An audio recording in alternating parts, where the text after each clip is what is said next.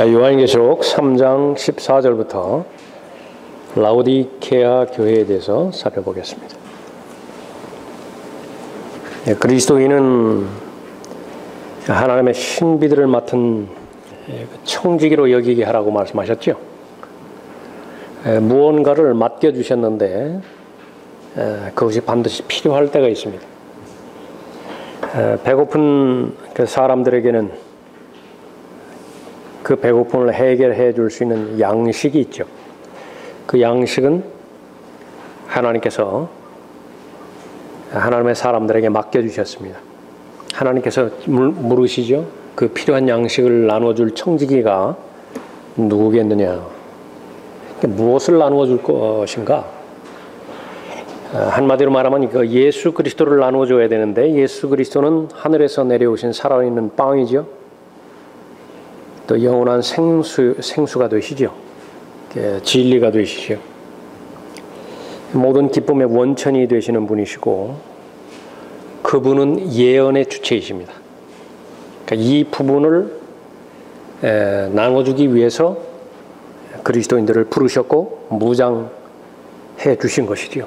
그런데 이 부분들을 전혀 하지 않고 있다. 하나님께서는 한마디로 그냥 어린아이예요. 아무 일도 하지 못하고 여전히 그 숟가락으로 떠먹여 주어야만 그 생존이 가능한 그런 상태에 있는 것이죠. 그러나 사람들로 그리스도인이 청지기로 여겨지게 하라는 그 부분들은 우리가 더 이상 어린아이가 아니라는 말입니다. 어린아이가 아니라고 하는 것은 성장과 성숙의 증거들을 가지고 있어야 되는데 예수 그리스도는 예언의 영이라고 말씀하셨죠. 예수 그리스도를 신뢰하는 것입니다. 그분의 말씀을 신뢰할 때에 예언을 해주셨어요. 교회의 시작부터 교회의 마지막까지 예언을 해주셨습니다. 한 사람의 생애가 시작될 때 그 사람의 생애 시작부터 마지막까지 예언이 되었다고 한다면 인생을 낭비하는 사람은 없겠죠. 조심하지 않을 사람은 없겠죠. 그렇게 신중한 것이 바로 미리 안다는 사실입니다. 5분 뒤에 무슨 일이 일어날지, 내일 무슨 일이 일어날지 안다고 한다면 얼마나 잘 대비를 하겠습니까? 그런데 실상 예수 그리스도께서 그 예언의 영을 가지고 교회에 대해서 예언해 주셨는데 그 예언의 목적은 무엇이라고요? 잘 대비하라고, 준비하라고. 심각하게 하나님께서 경고하시는 내용이 기록된 말씀을 통해서 제시해 놓으셨는데 그 부분을 잘 대비하라고 말씀하셨는데 거의 대부분 실패해버리죠. 그러니까 성경은 성경이고 왜 그런 자세를 가지느냐 그러면 믿음이 없기 때문에 그렇습니다. 매일매일 쏟아지는 불확실한 뉴스거리들은 철석같이 다 믿어요. 나중에 가서 아주 혼란스럽죠. 나중에 이거 가짜 뉴스였어요. 그냥 개인의 그냥 의견이었을 뿐이라고. 그래서 성경은 믿든지 믿지 않든지 간에 반드시 100% 실현되어지는 하나님의 말씀이죠. 신비, 7교회의 신비에 대해서 마지막 시간입니다. 요한계시록 3장 14절부터 기록된 라오디케아 교회. 과연 이것을 교회라고 말할 수 있겠는가? 그래서 요한계시록 1장에서 7교회의 신비들이라고 그렇게 언급하고 있는 것입니다. 우리가 지금까지 7교회에 대해서 이제 그 많은 시간을 들여서 그렇게 잘 공부를 했죠. 교리적으로 적용하고 또 역사적으로 적용하고 잘 적용했습니다. 그것을 완성하는 것이 바로 개인적으로 영적으로 적용하는 것이죠. 우리 교회를 돌아보는 거예요. 나 자신을 돌아보는 것입니다. 얼마나 많은 칭찬의 요소들이 있었습니까?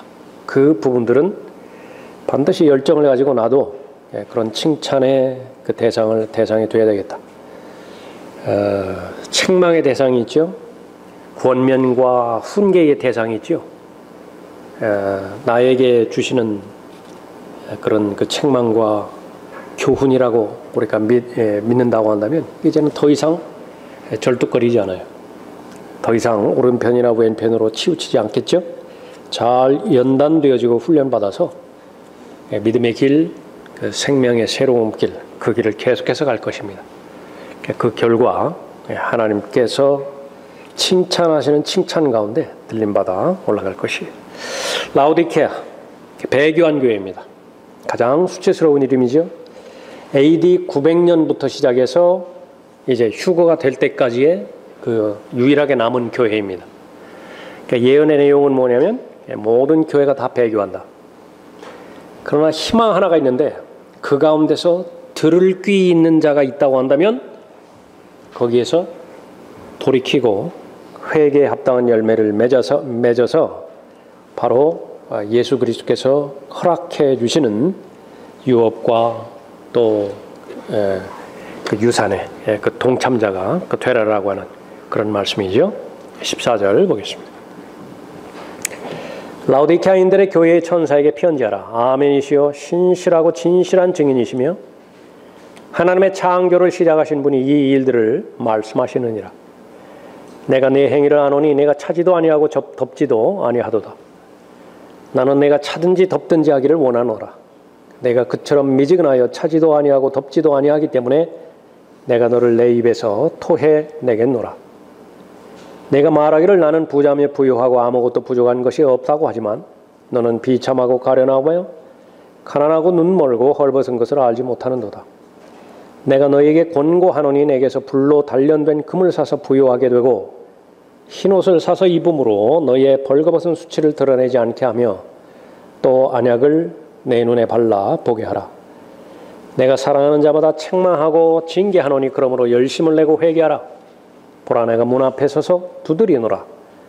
누구든지 내 음성을 듣고 그 문을 열면 내가 그에게로 들어가서 그와 함께 먹으며 그도 나와 함께 먹으리라. 이기는 자에게는 내가 내 보좌에 나와 함께 앉을 자격을 주리니 이는 내가 이겨서 내 아버지와 함께 그의 보좌에 앉은 것과 같으리라. 귀 있는 자는 성령께서 교회들에게 말씀하시는 것을 들을지어다.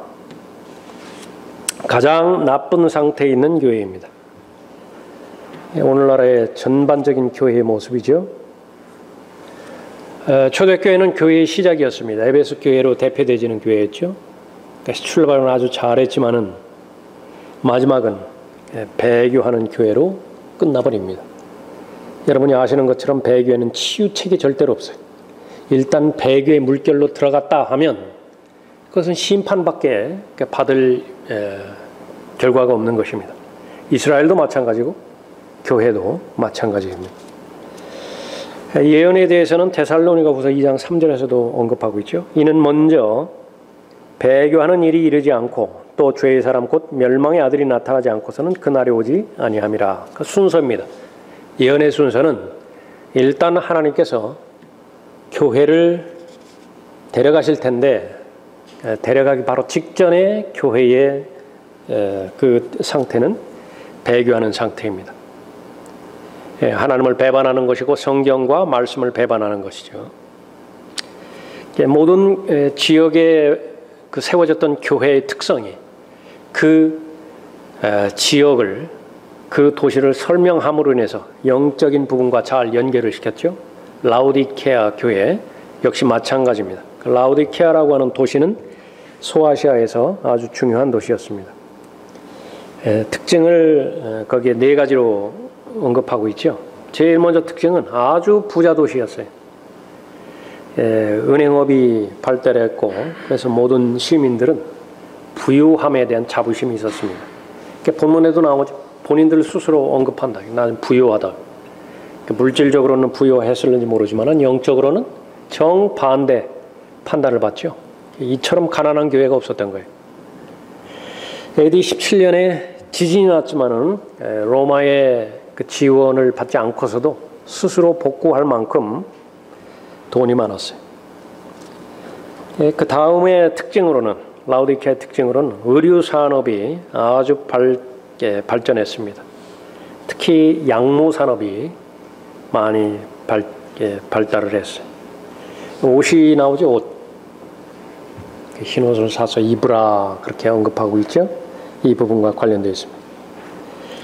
또 여기에는 이 약품을 만드는 아주 유명한 도시였습니다. 그 가운데서 눈에 바르는 연고, 안연고 이 생산품이 아주 많았습니다.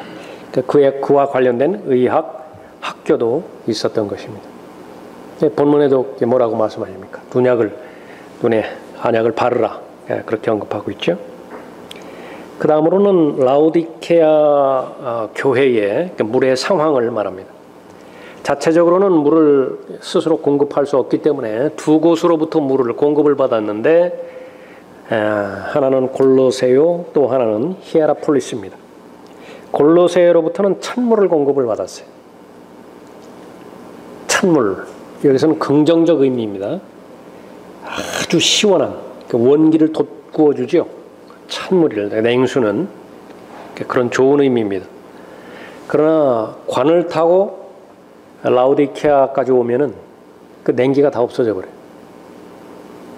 또 하나는 히에라폴리스로부터 온천의 뜨거운 물을 공급을 받습니다. 역시 마찬가지로 원기를 회복시켜 주죠. 피곤할 때에 온천에 물을 담그면 얼마나 효력이 있습니까? 그러나 역시 마찬가지로 라오디케아에 도착할 때 미지근하게 돼요. 찬물도 미지근하게 되고 뜨거운 물도 미지근하게 되고, 바로 하나님께서 제일 싫어하는 그런 영적인 상태를 말하고 있는 것입니다. 자, 제일 먼저 누가 말씀하시는 것인가? 말씀하시는 주체는 바로 살아계신 예수 그리스도시죠. 라오디케아인들의 교회의 천사에게 편지하라. 아멘이시요 신실하고 진실한 증인이시며 하나님의 창조를 시작하신 분이 이 일들을 말씀하시느니라. 마음에 들지 않는다 하더라도 누가 말했는데? 선생님이 말씀하셨어. 그럼 입 다무는 거예요. 누가 그렇게 그런 소리를 했는데? 사장님이 직접 지시하셨는데? 그러니까 입 다무는 거예요. 그럼 누가 말했다고요? 만왕의 왕이신 그분께서 말씀하셨어요. 뭐라고 말씀하셨어요? 배교할 거라고. 가장 부끄러운 교회요, 가장 형편없는 교회, 나쁜 교회가 될 것이라고 말씀하신 것입니다. 아멘이시라고 말씀하셨죠. 모든 것을 정복하시는 분, 그분의 입에서 나오는 모든 말씀은 다 예스가 됩니다. 처음이 되시고 끝이 되시죠. 계시의 끝이 되십니다. 계시의 시작일 뿐만 아니라 계시의 끝이 되는 거예요. 교회의 시작, 바로 예수 그리스도께서 말씀하셨다고 한다면 이제 교회의 끝은 어떻게 마무리 지는 것이냐? 그분의 말씀이 아멘이십니다. 신실하시죠.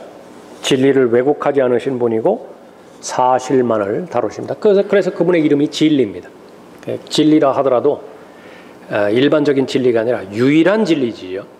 유일한 진리입니다. 하나뿐이 없는 그 진리라고 말씀하십니다. 또 진실한 증인이시라 그렇게 말씀하십니다. 이 말씀을 듣는 대상은 누구냐? 그러면은 왕을 싫어하는 대상입니다.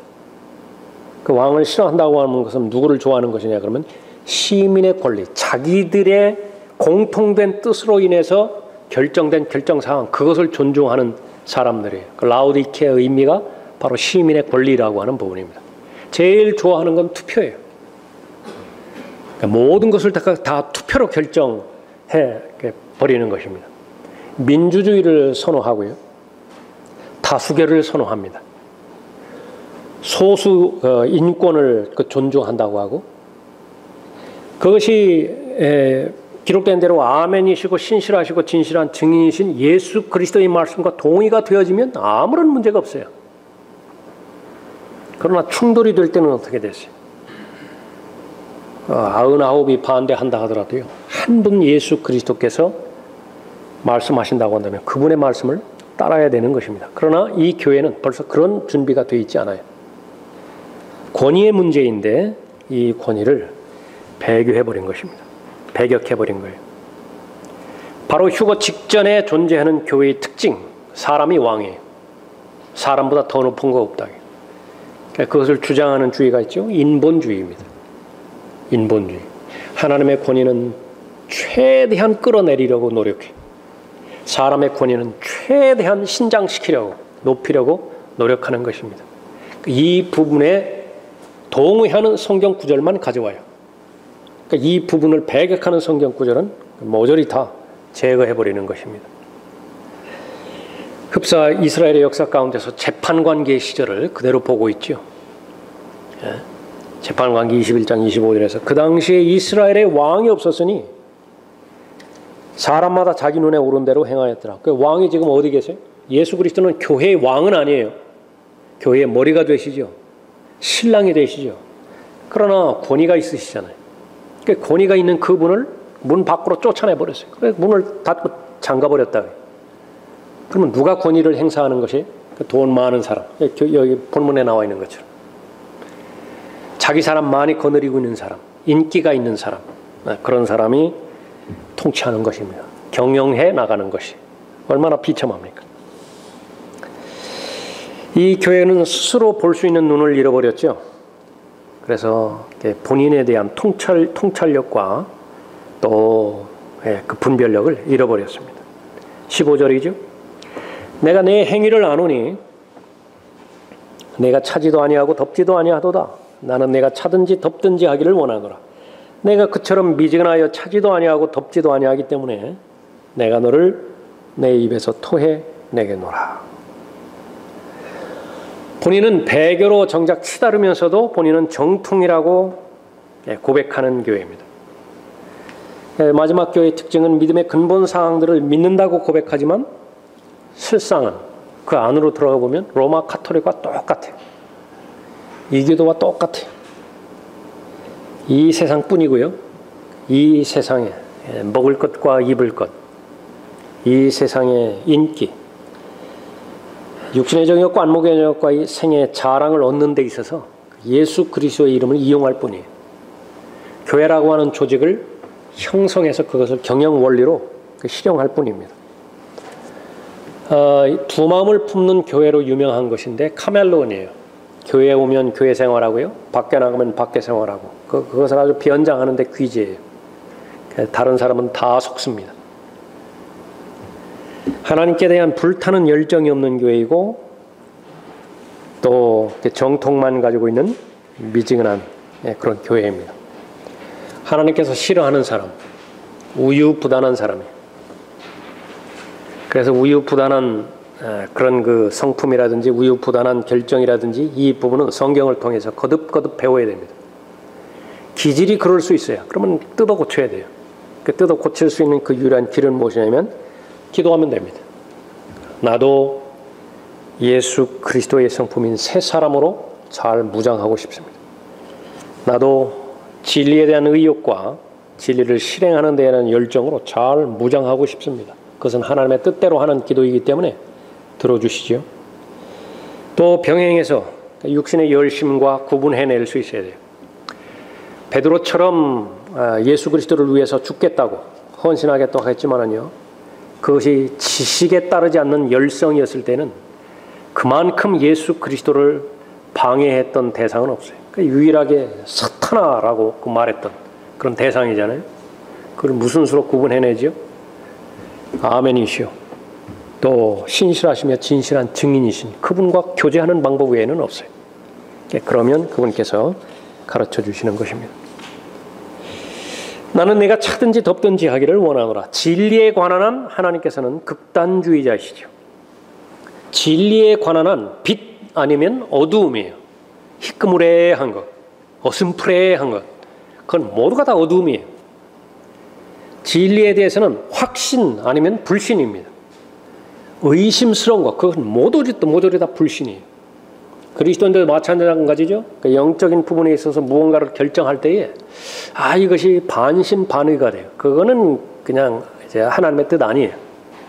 반신반의라고 생각이 되어지면 100% 확신이 올 때까지 기다려야 돼요. 그래야 첫 단추를 제대로 확신 있게 끼우는 것이지. 계속 우리가 살펴봤지만 환경이 그렇게 몰아간다고 해서 또 개인적인 경험으로 보니까 급하거든요. 이번 기회 마지막일 수 있어요. 그냥 함부로 결정해버리고 많은 시간과 기회들을 낭비해서는 안 되는 것입니다. 천국 아니면 지옥이죠. 구원받았든지 구원받지 못한 잃어버렸든지 둘 가운데 하나예요. 그러니까 구원받으려고 노력하는 중이라든지 구원의 환층 더 가까워졌다든지 그런 것들은 다 비성경적인 말들이라. 진리에 관한 한 차든지 덮든지 하기를 하나님께서 원하는 것입니다. 얼음과 불을 섞어 놓은 상태이고요. 갈보리를 알고 있지만 전혀 감동받지 않아요. 이 사람들의 특징은 또 그 소리냐고. 또 그 설교냐고. 네, 또 그 소리예요. 또 설교예요. 언제까지 계속 할까요? 변화될 때까지. 변화돼야 다음 말을 하죠. 변화되지도 않았는데 계속해서 다른 거 주면 어때? 성경에서 경고한다. 머리 커지는 것이 제일 위험스러운 일이라고. 라오디케아는 그런 부분이었어요. 지옥에 대해서 알고는 있어요. 그러나 경고하진 않아요. 17절에 네가 말하기를 나는 부자며 부요하고 아무것도 부족한 것이 없다고 하지만 너는 비참하고 가련하며 가난하고 눈멀고 헐벗은 것을 알지 못하는도다. 지금 현재 상태가 아주 옆 사람이 보기에는 구역질 나는 것인데 아주 역겨운 상태인 것인데 본인은 만족하고 있어요. 아주 인에 배겨가지고 그 꼴초이기 때문에 자기 몸에서 나는 담배 냄새 그것을 절대로 감지하지 못해.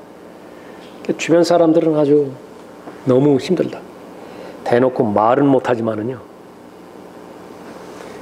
그 늦은 시간이 되었는데 고주망태가 되어가지고 숨 쉴 때마다 술 냄새 풍긴다.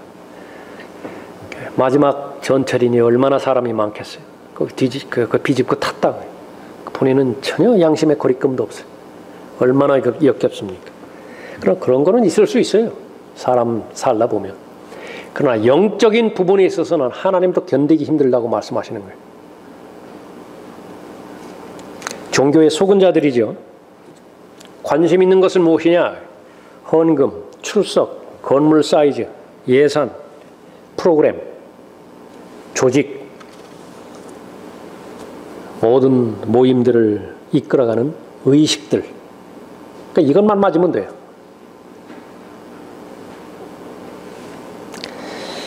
실제적인 상태는 비참하지요. 수고하고 무거운 짐진 자들아 다 내게로 오라. 그러니까 쉼과 자유를 주시기 위해 했는데 아주 버겁게 살아가고 있어요. 그런데도 몰라요. 얼마나 심한 짐에 눌려 있는지. 가련하지요. 물질적으로는 이 사람들보다 더 못 사는 가난한 성도가 있지만 그 성도가 더 명예로워요. 하나님의 관점에서 보면. 가난하다 말했습니다. 영적인 거지들이 눈 멀었죠. 영적인 소경들이고 헐벗었는데 영적으로 헐벗었습니다. 하나님께서 너는 나를 역겹게 만든다고 말씀하시는 이 마지막 교회는 엄청난 물질적 부로 특징 지어진다. 그리스도는 반드시 자랑해야 되는데 예수 그리스도를 자랑해야 됩니다. 그리스도 안에서 자랑해야 되는 거예요. 예수 그리스도로 말미암아서 내가 얻은 결과이라고 한다면요, 그거 숨기면 안 돼요. 숨기면은 그것은 무엇입니까? 그거 내가 했다고 속으로 말하는 거예요. 그건 다 그분께서 간섭해 주셔서 복 주셔서 해 주셨다고, 보호해 주셨고 번성케 해 주셨고 성공하게 해 주셨다고 말해야 돼요. 그 내가 도둑질하면 안 돼요. 간증입니다. 그리스도인의 간증이. 그런데 그것이 예수 그리스도와 전혀 무관하게 얻은 결과들이에요. 그것은 예수 그리스도와는 전혀 상관이 없습니다. 그런데 그것을 그분께서 해주셨다고. 육신의 욕심으로 말미암아서 자아 실현이 동기가 되어서 다 이루어 놓고 그것을 신실하신 분 그분께서 해주셨다고. 그러니까 그분께 모욕이 되는 것입니다. 그분은 그 소리를 절대 들으면 안 돼요. 그런데 자꾸 이 라오디케아 교회는 그분께서 해주셨다고 그렇게 말하는 거예요. 신성모독과 다르지 않습니다. 헌금과 건물과 교회 재산과 모금 액수를 자랑하는 교회죠. 자신들은 나는 부자며 부요하고 아무것도 부족한 것이 없다고 말하지만 하나님께서는 너는 비참하고 가련하고 가난하고 눈멀고 헐벗은 것을 알지 못하는다더라고 말씀하신다. 빛을 비추는 자들이 빛은 발견되지 않고 돈이라고 하는 짐을 지고 다니는 것입니다. 18절 보십시오. 내가 너에게 권고하노니 내게서 불로 단련된 금을 사서 부요하게 되고 흰옷을 사서 입음으로 너의 벌거벗은 수치를 드러내지 않게 하며 또 안약을 내 눈에 발라보게 하라.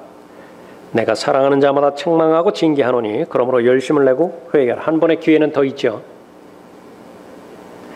문제는 뭐냐면 하나님께서 간섭하시는 것만큼 마귀가 깊이 개입한다는 사실입니다. 왜 하나님을 두려워하는 것이 모든 지혜와 지식의 근본이라고 말씀하는 것이냐 그러면요. 한 번 그 죄에 대한 경고를 무시하고 죄를 저질러 버렸을 때에 마귀가 주는 육신을 충동질해서 생기게 만드는 여기에 그 본성이 하나 더 박히게 되는 것인데 하나님께서는 죄에 대해서 무서움을 주는 분이시라고 한다면 그 마귀는 죄에 대해서 무서움을 갖지 않게 만들어 버려요. 그럼 죄에 대한 무서움은 무엇이냐면 죄를 저지르는 것은 본인 선택이에요. 그거 먹지 말라고 말했는데 먹을 수도 있고 안 먹을 수도 있잖아요. 문제는 먹게 된 다음이에요. 먹기 전까지는 마귀가 던져주는 속임수, 미혹은 절대 심판 같은 건 없다. 그거는 하나님께서 자신에게 불리해질 것이니까 위협과 협박 정도로 너에게 그저 단지 의미 없는 말씀을 하신 것이다. 그것이 하나님과의 밀착된 교제, 친밀된 교제가 건강할 때는 절대로 들어오지는 않지만은요. 그것이 멀찍이 떨어졌을 때는 그것을 곰곰 생각하게 된다고. 2번 생각하고 3번 생각하고. 그 마귀는 인격이니까 이성적으로 다가오죠. 이성적으로 생각할 때 그것이 들어맞는 것 같아요. 그러나 분명히 하나님께서도 경고하셨어요. 똑같은 생각이라 하더라도 하나님의 생각과 나의 생각은 하늘과 땅 차이예요. 땅에 있는 것을 취해버린 거예요. 이브가 그걸 먹어버렸어요. 문제는 다음에 오죠. 반드시 죄를 저질렀으면 그 다음에 심판이 오게 되어 있어요. 그런데 그 속성은 타락한 인간의 본성이기 때문에 아무리 성숙한 그리스도인이라 하더라도 마귀는 그 미혹을 절대로 포기하지 않습니다. 죄를 지어도 그냥 그때뿐이고 양심적으로 좀 걸릴 뿐이고 그 부분에 대해서 죄에 대한 심판은 없다. 지금까지 하나님 앞에 헌신한 것이 얼만데, 지금까지 하나님을 향해서 바친 세월이 얼만데, 그런 죄를 지었다고 해서 하나님께서 즉각적으로 심판하시겠느냐? 다 속아 넘어가는 것이죠. 영적인 가치에 대해서 과소평가하게 되지고 죄에 대해서 무서워하지 않고 심판에 대해서 무서워하지 않게 하는 것입니다. 진정한 가치, 그것은 예수 그리스도로부터 나오는 것만 가치가 있는 것이죠. 라우디케아 성도들은 그 사실들을 눈 감아버렸어요. 옷에 관련돼서 언급한 부분, 그 당시에는 이제 황제들이 입고 있는 옷, 그것은 아주 최고의 옷이었죠. 본인들은 그 옷을 입고 있다고 생각하는 거예요. 예수 그리스도로 옷 입어야 되죠. 또 성도들의 의, 그것으로 옷 입어야 됩니다. 안약을 사서 바르라고 그랬죠. 하나님께서 보시는 관점에서 스스로를 볼 수 있는 관점이 절대적으로 필요하다. 하나님의 관조예요. 사람이란 무엇이냐? 하나님께서 바라보시는 관점에서 바라볼 때의 가장 완벽한 설명이에요. 죽음 역시 마찬가지죠. 죽음을 각 사람들이 다 바라볼 거 아니겠어요? 진화론자들은 진화론자 관점에서 바라보고, 염세 철학자들은 염세 철학자 관점에서 죽음을 바라볼 거 아니겠어요? 불교도들은 불교도 관점에서 죽음을 바라볼 거 아니겠어요? 아무런 근거가 없어요. 보장해주지 못한다고요. 그냥 이생뿐, 죽음이 닥치기 전까지만 그렇게 믿으면서 살아갈 뿐이에요. 보장이 되지 않는다고요. 사실은 무엇입니까? 죽은 다음에 반드시 심판이 있어요. 그 심판의 결과는 불못에 던져지는 것입니다. 예수 그리스도께서 이 땅에 오신 목적은, 교회를 세우신 목적은 그에 대한 경고를 주기 위함이에요. 그런데 그 부분들을 절대로 보지 못했어요. 그러니까 보려면 안약을 사서 발라야 돼요. 바로 하나님의 말씀을 통해서 가치관을 형성하라라고 하는 언급이죠. 하나님께서 보시는 관점에서 세상을 볼 수 있는 관점이 절대적으로 필요하다. 멸망하는 세상을 사랑하는 각자의 마음을 살펴볼 필요가 있다. 아주 이 부분에 대해서는 단호하게 말씀하시죠. 음행하는 자, 간음하는 자, 그것은 더 이상 육체와 육체 허락하지 않는 육체와의 결합을 간음이라고 하지 말라 이제는. 간음이 뭐예요? 성경적 의미의 간음은 세상 사랑하면 간음이에요. 그런데 라오디케아의 교회에서 과연 그것을 간음으로 가져올 수 있는 사람이 있겠는가? 있다고 한다면 자백할 거 아니겠어요? 나는 간음죄를 저질렀잖아요. 세상을 사랑했으니까. 세상을 사랑해서 가져서는 안 되는 결과들을 갖고 하나님과의 교제가 의도적으로 단절시켜버리는 자업자득을 내가 지금 얻었잖아요. 과연 자백하는가? 그 자백 안 해버려요. 그건 너무 일상적인 부분이라. 사람이 그런 잘못까지 자백한다고 한다면 그게 어떻게 이 세상을 살아가겠는가? 그만큼 약해졌다는 얘기예요. 그만큼 수준을 엄청나게 낮춰버린 거예요. 라오디케아 교회입니다. 언약을 사서 바르라고 권면하고 있죠. 영적 활력을 얻는 비결은 회개의 열매를 맺는 것이다. 다른 것으로는 불가능해요. 일단 식어졌다고 한다면, 일단 열매를 맺는 것이 뒷걸음 쳐졌다고 한다면 다른 거 하려고 하지 말고 하나님 앞에 앉아서 자신을 바라보고 회개에 합당한 열매를 맺어야 되는 것이죠. 예수님의 권면의 말씀은 열심에 관한 것이었다. 이 열정이 있어야 하나님을 사랑하는 증거가 있다고 말씀하시는 것입니다. 주님께서 원하시는 수준은 우리가 주님을 사랑하는 열정의 뜨거움이 끓는 물의 온도까지 이르는 것이다. 보일링 포인트 있죠? 끓는 점. 거기까지 올라가야 돼요. 그것이 수준이에요. 나는 한 60도, 70도 정도 되니까 어느 정도 괜찮겠지. 그렇게 나약하게 마음 먹지 말라. 너무 끌어가지고 아주 내 삶을 완전히 버려버리면 어떻게 되는 것인가. 어느 정도껏 헌신해야지. 너무 많이 헌신해서 어느 정도껏 섬겨야지. 너무 열심히 섬겨가지고 내가 완전히 파괴되어버리면 어떻게 되는 것이야. 그거 마귀가 주는 생각이에요.